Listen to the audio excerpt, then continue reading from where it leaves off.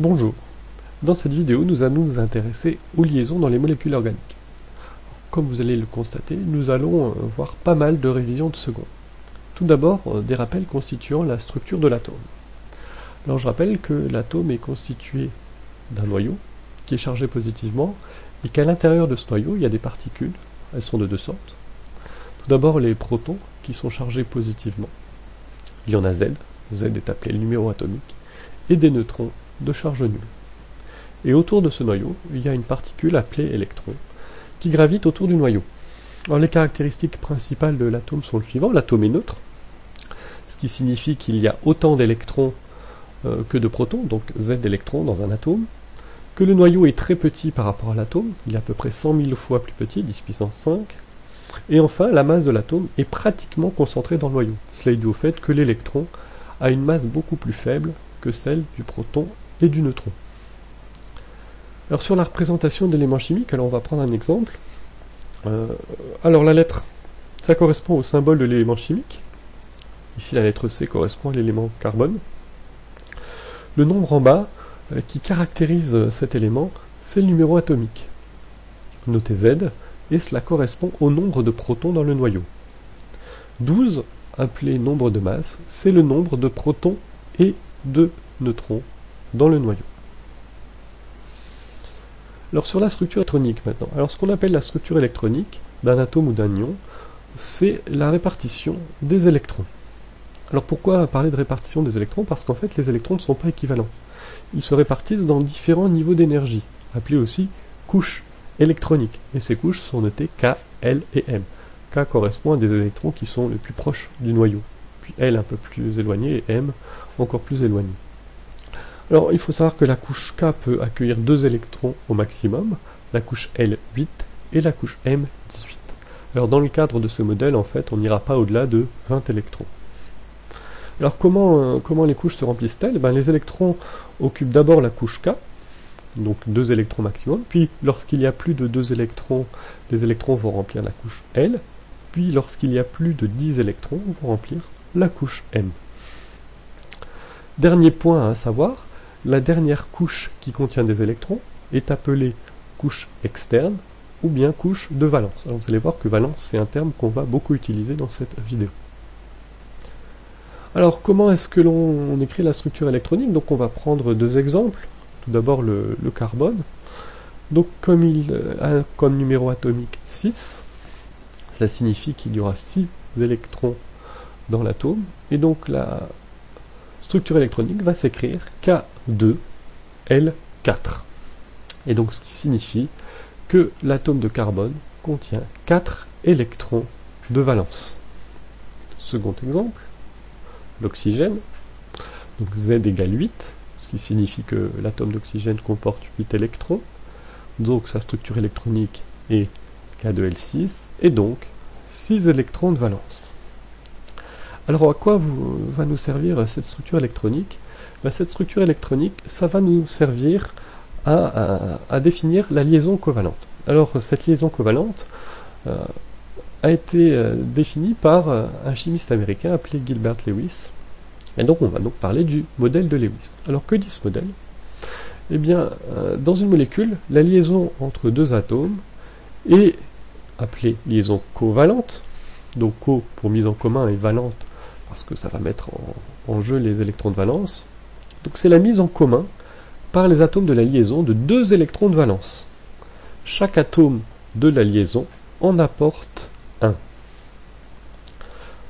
Et cette liaison est représentée par un trait. Alors remarque, il peut exister des liaisons doubles entre 2 atomes, donc il y a 2 liaisons, et cette liaison double sera représentée par un double trait. Il existe également de liaisons triples, donc représentées par un triple trait. Alors comment est-ce que l'on va pouvoir trouver le nombre de liaisons que peut effectuer un atome dans une molécule? Eh bien on va appliquer la règle de l'octet. Alors comme vous l'avez vu en seconde, un atome dans une molécule partage des électrons de valence. Attention, il s'agit bien uniquement des électrons de valence, et non pas tous les électrons, de telle sorte qu'ils puissent s'entourer de 8 électrons. Alors pourquoi 8? Parce que 8, ça confère une stabilité particulière à l'atome. Alors, vous l'avez vu en seconde, hein, pour se stabiliser, l'atome, l'élément chimique, peut également former des ions. Alors, une remarque importante, c'est qu'il y a une exception pour l'hydrogène. L'hydrogène, lui, va s'entourer de 2 électrons. Et c'est pour ça que l'on parlera de la règle du duvet. Alors, comment trouver le nombre de liaisons? Alors, on va voir ça pour les 4 éléments les plus importants, hydrogène, carbone, azote et oxygène. Alors, on va commencer par l'hydrogène, l'élément le plus simple. Donc, il a pour numéro atomique 1. Alors, petite remarque, hein, les numéros atomiques ne sont pas à connaître. Alors, numéro atomique 1, donc Z égale 1, ce qui signifie que l'hydrogène possède un électron, donc sa structure électronique c'est K1. Et pour satisfaire la règle du duvet, il manque donc un électron à l'hydrogène. Et l'hydrogène va donc engager une liaison dans les molécules. Le carbone, Z égale 6, donc 6 électrons.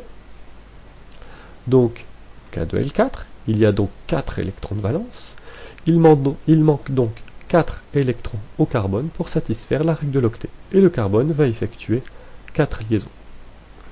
Donc rapidement, pour l'azote et l'oxygène, donc l'azote K2L5, donc 3 électrons manquants pour satisfaire la règle de l'octet, donc 3 liaisons. Et pour l'oxygène, 2 liaisons. On retiendra donc que le nombre de liaisons, c'est le nombre d'électrons manquants sur la couche de valence, donc j'insiste bien là-dessus, hein, il ne s'agit que des électrons de valence, pour satisfaire la règle de l'octet, avec une exception pour H, 2 électrons, donc règle du duvet. Alors, autre définition, doublé liant, non liant. Alors qu'est-ce qu'un doublé? Alors il faut savoir que dans une molécule, on va regrouper les électrons de valence par 2. Et c'est pour ça qu'on va parler de doublé d'électrons. Et ces doublés sont de 2 natures. Les doublés liants, c'est simplement la liaison chimique. Donc je rappelle qu'une liaison chimique, c'est la mise en commun de 2 électrons. Et donc, on parlera de doublé liant. Alors, les doublés liants, c'est simplement les électrons qui ne sont pas engagés dans la liaison. Et comme ils ne sont pas engagés dans la liaison, on va parler de doublés non liants. Donc on peut écrire la règle de l'octet de la manière suivante. Hein. Chaque atome va avoir tendance à s'entourer de 4 doublés, qui peuvent être des doublés liants ou non liants. Et en tout, il y en aura 4, avec une exception pour H, un doublé. Et donc, pour H, il s'agira donc forcément d'un doublé liant. Alors, on va voir ça tout de suite, hein, avec les 4 éléments qu'on a vus précédemment. Donc H peut effectuer une liaison, donc ça correspond donc à un doublé liant. Comme il ne peut s'entourer que d'un doublé, H n'est entouré d'aucun doublé non liant. Le carbone, 4 liaisons, donc ça signifie 4 doublés liants. Il ne lui reste donc plus de doublés non liants, donc 0. L'azote, 3 liaisons, donc 3 doublés liants. Il reste donc un doublé d'électrons, parce qu'il doit en avoir en tout 4, et donc un doublé non liant. Pour l'oxygène, 2 liaisons, donc 2 doublés liants. Il reste donc 2 doublés non liants. Je rappelle qu'en tout, chaque atome doit s'entourer de 4 doublés, sauf pour l'hydrogène, un seul. Donc j'ai résumé sur cette diapositive les différentes étapes pour trouver les doublés liants et non liants nécessaires à l'établissement du modèle de Lewis. Donc tout d'abord, il faut trouver le nombre d'électrons d'atomes grâce au numéro atomique. On a déduit la structure électronique avec le remplissage des couches KLM, et donc le nombre d'électrons de valence, c'est le nombre d'électrons sur la couche externe. On en déduit alors le nombre de liaisons, parce que chaque atome doit satisfaire à la règle de l'octet, sauf pour l'hydrogène, c'est le duvet. Donc 8 moins les électrons de valence, alors je répète, hein, sauf pour l'hydrogène. Et on en déduit donc le nombre de doublés liants et non liants. Le nombre de doublés liants, c'est simplement le nombre de liaisons. Et le nombre de doublés non liants, c'est 4, moins le nombre de liaisons. Alors on va tout de suite revoir ça sur la représentation avec les 4 éléments habituels. Donc j'ai repris le tableau précédent. Alors comment est-ce qu'on va représenter les doublés? Alors pour H, il y a uniquement un doublé liant. Alors le doublé liant, on va simplement le représenter par un trait qui est dirigé vers un autre atome de la molécule. Alors je l'ai représenté en rouge hein, pour différencier les doublés liants et non liants. Évidemment, on les représentera ensuite, on ne les représentera pas en couleur. Alors pour le carbone, il y a 4 doublés liants. On va donc représenter 4 traits dirigés vers d'autres atomes de la molécule. Pour l'azote, 3 doublés liants, donc 3 traits dirigés vers d'autres atomes de la molécule, et un autre trait qui va représenter le doublé non liant, qui lui n'est pas dirigé vers un autre atome, car il s'agit d'un doublé non liant, donc qui n'est pas mis en jeu dans une liaison. Pour l'oxygène, 2 doublés liants, donc 2 traits dirigés vers d'autres atomes de la molécule, et 2 doublés liants, représentés en bleu. Alors pour terminer, on va voir quelques exemples de molécules simples, que vous devez savoir retrouver rapidement. Alors tout d'abord, CH4, le méthane.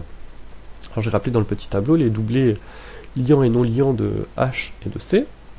Alors première possibilité que l'on peut envisager, c'est celle que j'ai notée au-dessus, c'est H, H, H, H. Alors cette possibilité, cette éventualité, ce n'est pas possible, pour 2 raisons. Alors tout d'abord, on voit ici que le carbone n'engage qu'un seul doublé liant, or on a vu qu'il devait en engager 4, et on voit que ces 3 atomes d'hydrogène ici engagent 2 doublés liants, or ils ne doivent en engager qu'un, donc c'est pas possible. Deuxième éventualité, celle-ci, alors qui n'est pas possible non plus, pour la même raison que précédemment, on voit que ces 2 atomes d'hydrogène, ici et ici, sont entourés de 2 doublés, or il doit être entouré que d'un seul doublé, et l'atome de carbone est entouré de doublés, et il doit être entouré de 4. Donc la seule possibilité, c'est celle qui est en dessous, l'atome de carbone est au centre, et il est entouré de 4 atomes d'hydrogène. Donc le point à retenir, les atomes d'hydrogène ne peuvent engager qu'une seule liaison, un doublé liant. Deuxième exemple, l'eau, H2O. Donc j'ai rappelé les doublés liants et non liants. Alors la seule possibilité pour la molécule eau, c'est celle qui est notée ici. Donc 2 doublés liants pour O, un seul pour H. Pour NH3, la seule possibilité, c'est celle qui est indiquée ici, avec une seule liaison pour H et 3 pour N, avec ensuite pour l'azote un doublé non liant. Dernier exemple, CO2, donc le dioxyde de carbone. La seule possibilité pour le carbone, c'est qu'il soit un atome central. Il engage bien 4 liaisons, représentées ici en rouge. Il y a donc nécessairement 2 doubles liaisons, parce que cet atome de carbone n'est lié qu'à 2 atomes d'oxygène. Et on voit que les 2 atomes d'oxygène engagent bien 2 liaisons, donc 2 doublés liants, et 2 doublés non liants, représentés en bleu. Voilà, c'est tout pour cette vidéo. Je vous remercie.